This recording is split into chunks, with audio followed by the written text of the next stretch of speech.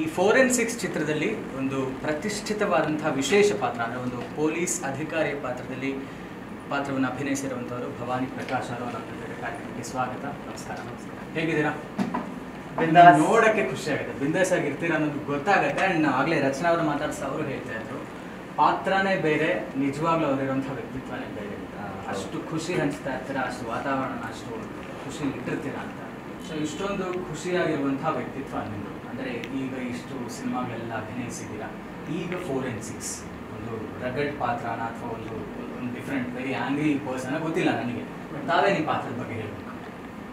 ನಾನು ಪಾತ್ರದ ಬಗ್ಗೆ ಏನು ಹೇಳೋದಿಲ್ಲ. 10ನೇ ತಾರೀಕು ರಿಲೀಸ್ ಆಗ್ತಾ ಇದೆ, ಮೇ 10ಕ್ಕೆ.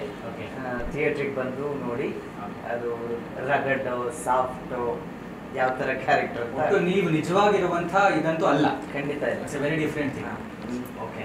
ನಾನು ಪರ್ಸ್ನಲಿ ಮಾತಾಡ್ತೀನಿ, ಜಾಸ್ತಿ ಕಾಮಿಡಿಯಾಗಿರ್ತೀನಿ. ನಾನಿರೋ ವಾತಾವರಣನ ಚೆನ್ನಾಗಿ ಇಟ್ಕೋತೀನಿ ನಗ್ನಗ್ತಾ.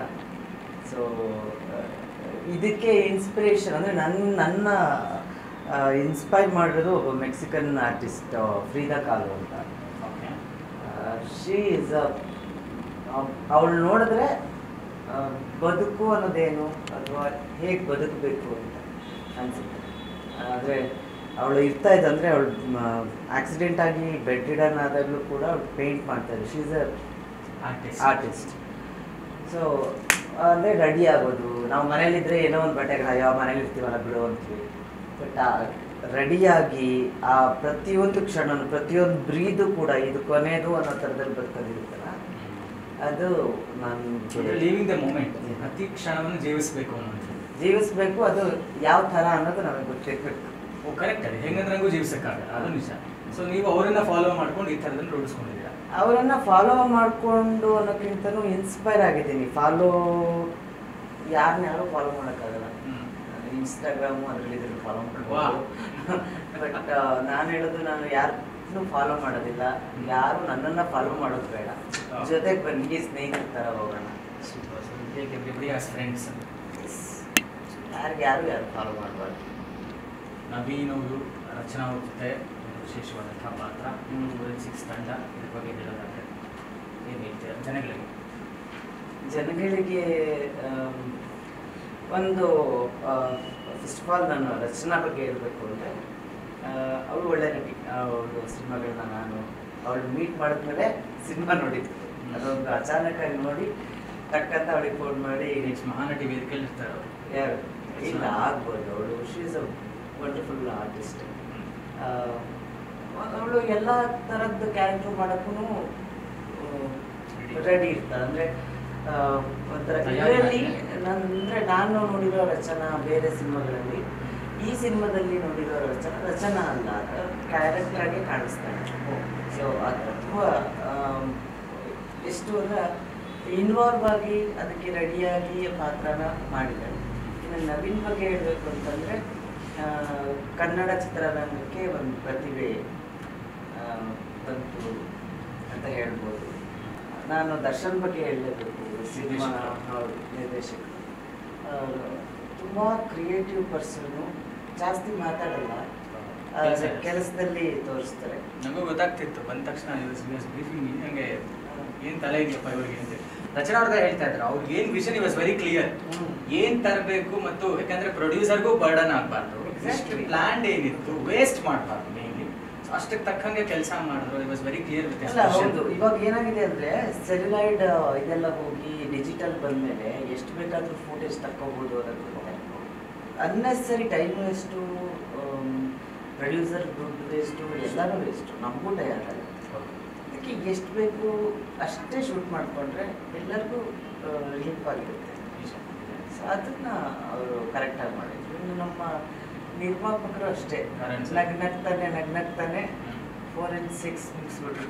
ನಾನು ಆಗಲೇ ಫಸ್ಟ್ ಪೋಸ್ಟರ್ ಇದರಲ್ಲೇ ನಾನು ಅನ್ಕೊಳ್ತಿದ್ದೆ, ಏನೋ ಇದೆಯಲ್ಲ ಇದರಲ್ಲಿ, ಏನೋ ಇದೆಯಲ್ಲ, ಸಮಥಿಂಗ್ ಮಸ್ಟ್ ಬಿ ಯುನೀಕ್ ಅಂತ ಅನ್ಕೊಂಡೆ. So even I am eagerly waiting.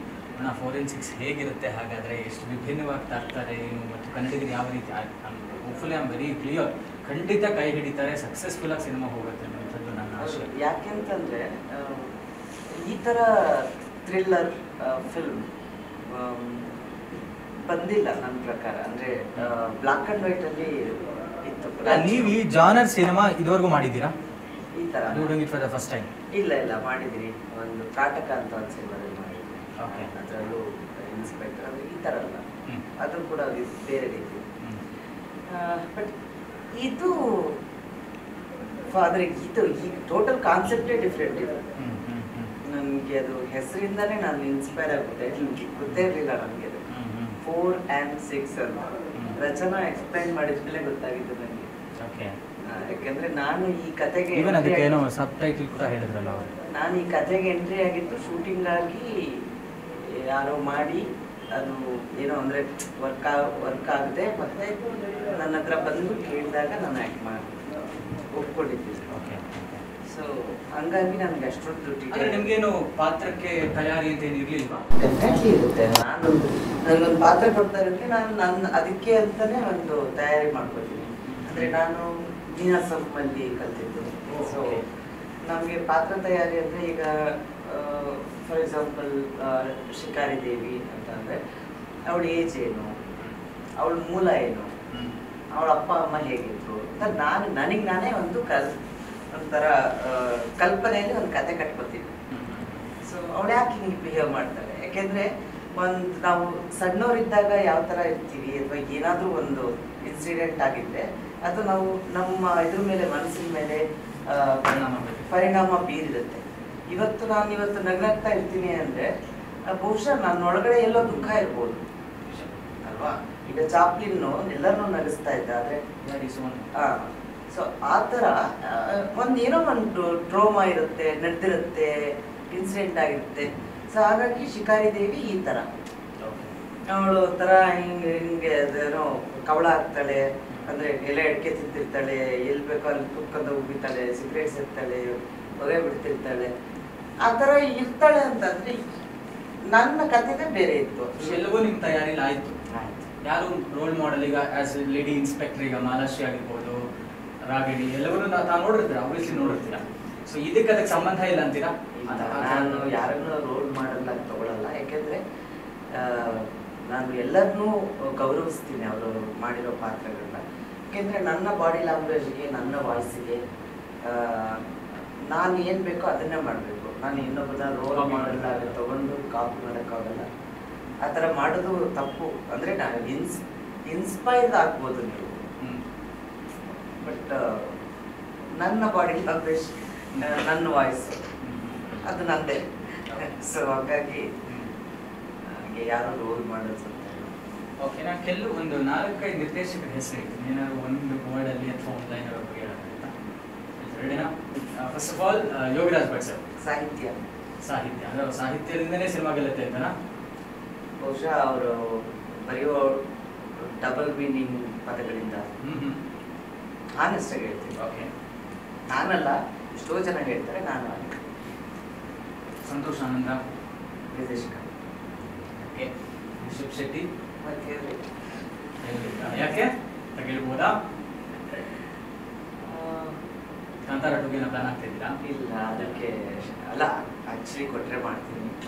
But ಏನಂದರೆ ಕಮಿಟ್ಮೆಂಟ್ ಇದೆ ಅವ್ರಿಗೆ. ಒಂದು ಪಾತ್ರ ಅಂತ ಕಾಂತಾರದಲ್ಲೇ ನೀವು ಕೊನೆಗೆ 15 ನಿಮಿಷ ಅವ್ರ ಪರ್ಫಾರ್ಮೆನ್ಸ್ ನೋಡಿದ್ರೆ ನಾನು ಅದೆಷ್ಟು ಸರಿ ನೋಡಿದ್ದೀನೋ ಗೊತ್ತಿಲ್ಲ. ಅದು ಕ್ಲೈಮ್ಯಾಕ್ಸ್, ಆ ಬಾಡಿ ಲ್ಯಾಂಗ್ವೇಜು, ಆ ಎಕ್ಸ್ಪ್ರೆಷನ್. ಅಂದರೆ ಆರ್ಟಿಸ್ಟ್ ಆಗಿ ಹೇಳ್ತಿದ್ರೆ ಡೈರೆಕ್ಟರ್ ಆಗಿ ಹೇಳ್ತಿದ್ದೀರಾ? ವ್ಯಕ್ತಿಯಾಗಿದ್ದು ನನಗಿಷ್ಟ, ಪೂರ್ತಿ ಕಲಾವಿದರಾಗೆ ಇಷ್ಟ ಅಂತ. Super. Tarun Sudhir sir. Brilliant. Okay, you are also brilliant. Thank you so much. And ಕೊನೆಯದಾಗಿ ಏನಾರು ಹೇಳ್ತೀರಾ ಫೋರೆನ್ಸಿಕ್ಸ್ ಸಿನಿಮಾ ಬಗ್ಗೆ ಮತ್ತು ಮೇ 10ನೇ ತಾರೀಕು ಬರ್ತಾ ಇರೋದು? ಫೋರೆನ್ಸಿಕ್ಸ್ ಸಿನಿಮಾ ಇದೇ ಮೇ 10ಕ್ಕೆ ಕರ್ನಾಟಕದಾದ್ಯಂತ, ರಾಜ್ಯಾದ್ಯಂತ ರಿಲೀಸ್ ಆಗ್ತಾ ಇದೆ. ದಯವಿಟ್ಟು ಫ್ಯಾಮಿಲಿ ಸಮೇತ ಬಂದು ಸಿನಿಮಾ ನೋಡಿ. ಇದು ಕಂಪ್ಲೀಟಾಗಿ ಮನೆಯವರೆಲ್ಲ ಕುತ್ಕೊಂಡು ನೋಡೋಂಥ ಸಿನಿಮಾ. ಸೊ ಹಾಗಾಗಿ ದಯವಿಟ್ಟು ಬಂದು ಸಿನಿಮಾ ನೋಡಿ ನಮ್ಮನ್ನು ಹರಿಸಿ ಹಾರೈಸಿ. Thank you so much. Thank you.